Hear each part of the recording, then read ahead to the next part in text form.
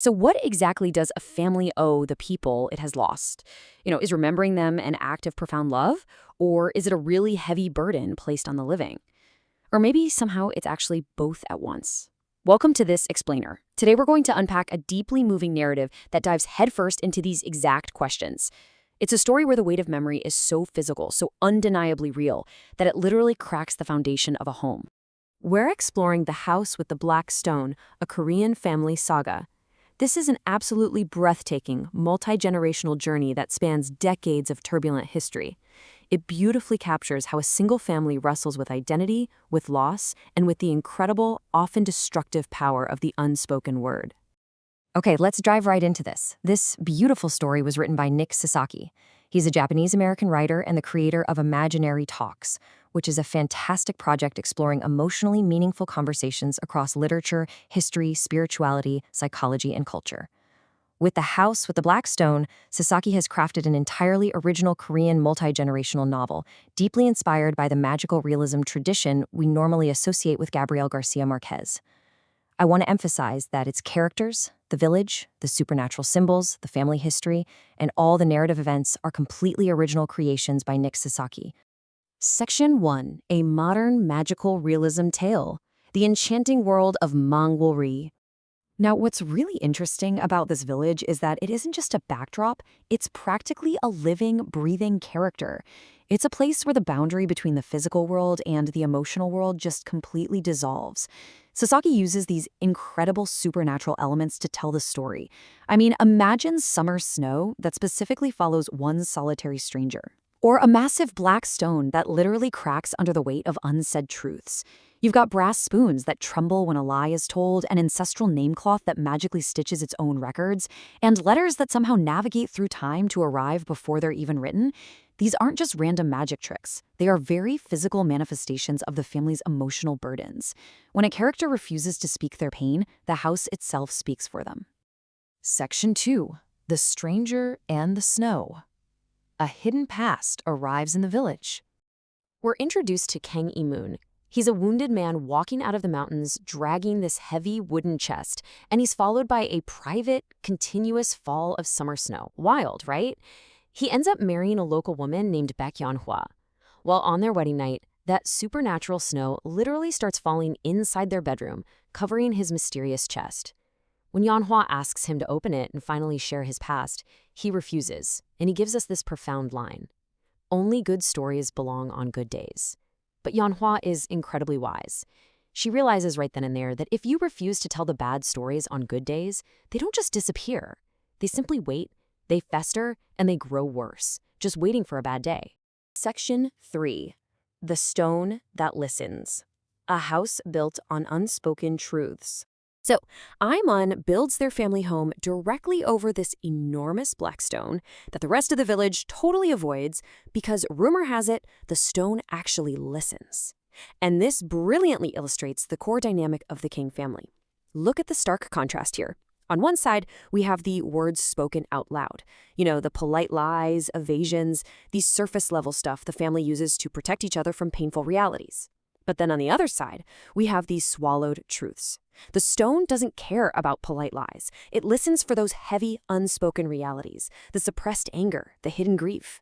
Literally every single time a family member swallows a hard truth, the black stone absorbs it, and a new hairline crack fractures its surface. The house is quite literally breaking under the immense pressure of their silence. Section 4. War, Exile, and Return. The Sweeping Tides of History. Let's look at how Sasaki masterfully scales the story up from the intimate quiet of a kitchen to the devastating roar of national conflict. Looking at this timeline, the Kang family is just battered by these massive historical shifts. They live through the Japanese occupation, the chaotic transition of Liberation Day, and eventually the utter devastation of the Korean War. This actually forces the family into exile, abandoning their sacred house with a black stone. Later on, they have to navigate the dizzying arrival of post-war modernization. Think about the jarring introduction of electricity, which literally chases away the comforting, familiar shadows of their past. Each of these massive national events deeply fractures the highly personal world of the family. Now, when the war finally ends, a heartbreaking dispute pops up. Aimon's son, Kang Jun-seo, returns from exile to reclaim his home, but guess what? The house isn't empty. The Park family, a group of refugees, took shelter there during the war. It's a huge moral dilemma. While the Kangs definitely built the house, the Parks are the ones who repaired the walls and kept the kitchen fire burning over the Blackstone during the absolute darkest years. The government steps in and simply orders them to share the property, but the house itself refuses to recognize Jin-seo. It literally pushes him back from the threshold. Dispute is ultimately settled by this miraculous message that the stone manifests right in the summer snow. Do not ask who lived in the house, ask who kept the house alive. It's such a stunning moment. The house forces Jin-seo to realize that his absence matters and that the Park family earned their place through survival and deep care. Eventually, the two families actually merge their histories, living under one roof, with both of their names proudly hanging above the gate. Section 5. The living name cloth. The danger of recording memory. As the family tries to keep track of who's alive, who's dead, and who's just missing, they use this ancestral cloth that magically stitches its own records. This brings up some really profound questions about identity and bureaucracy. In Sasaki's world, the power of government bureaucracy is terrifyingly literal. Check this out.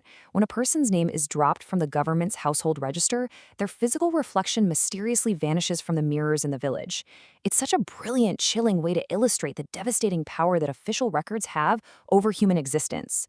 If you aren't on the paper, you literally cease to exist in the eyes of the world. So the crucial point here is how people manage to survive this kind of erasure. Take Jun-seo's brother, Kang Jun-ho. He survived the war, but look at how he had to fracture his entire identity to do so. He hid his true name, Kang Jun-ho, because he was terrified of the consequences.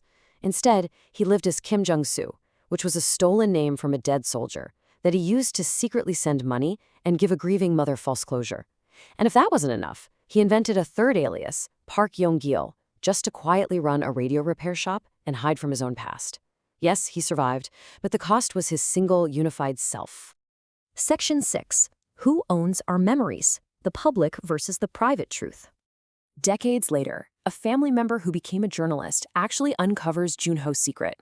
When the newspaper publishes his harrowing tale of survival, his deeply private trauma is instantly transformed into a public narrative. Strangers start projecting their own political beliefs, their own lost fathers, and their own judgments right onto him. It leads to this powerful realization, captured perfectly in this quote. Once memory finally reaches the wider world, the hardest task left isn't saying more of it. It's learning, at last, exactly where to stop. It really highlights the danger of historical record-keeping. We can get so obsessed with perfectly preserving an ancestor, locking down their truth, that we leave absolutely no room for the living, breathing, flawed person to simply exist. Or, to disagree with the version of them we've saved. And all of this culminates in the arrival of an empty envelope containing a message from Seyun, who is Jun-ho's unborn granddaughter. The message says, "I haven't been born yet. Please don't finish my story before I've arrived." Seyun eventually comes to the house and claims her very own blank space on that magical namecloth. She completely refuses to be predefined by the trauma or even the heroics of the past. It leaves us with such a haunting question to chew on. Do our own families, with all our heavy histories and swallowed truths, leave a blank space for the future? Do we let the next generation write their own names? What we've covered today is really just a glimpse into the beautiful, intricate world that Nick Sasaki has created. The way he weaves magical realism with the deep, highly emotional truths of family trauma and resilience is just masterful. I highly encourage you to go read it. To read the full version of this incredible story, visit https://imaginarytalks.com/The House with the Black Stone Korean Family Saga. Go experience Sasaki's original prose for yourself. And while you're there, explore the many other emotionally meaningful conversations waiting for you at Imaginary Talks. Thank you so much for joining me for this explainer, and I truly hope it leaves you thinking about the unwritten spaces in your own family story.